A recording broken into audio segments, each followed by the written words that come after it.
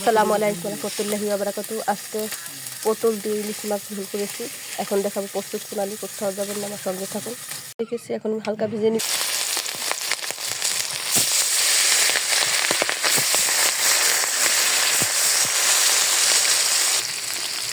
মাছ আমার ভাজা হয়ে গেছে, এখন নামিয়ে নিব।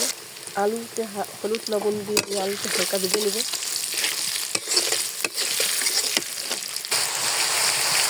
পটলগুলো হালকা ভেজে নেব।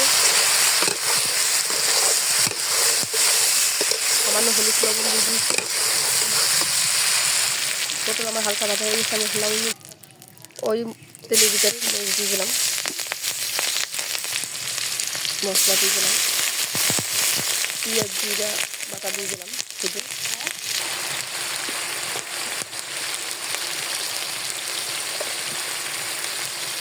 হলুদ দিয়ে দিলাম।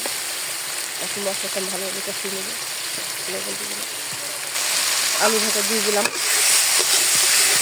এখন নেড়ে ফেলে পটলটাও দিয়ে দেবো।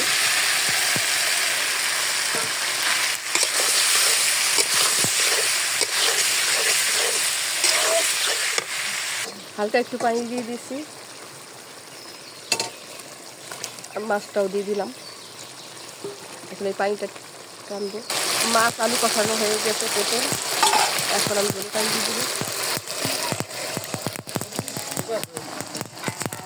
রান্না আমার হয়ে গেছে, এখন নামিয়ে নিচ্ছি। আজকে পর্যন্ত আবার নতুন কোনো ভিডিও নিয়ে আপনাদের সামনে উপস্থিত হবো। সে পর্যন্ত ভালো থাকুন, সুস্থ থাকুন। আসসালামু আলাইকুম রহমতুল্লাহি ওয়া বারাকাতুহু।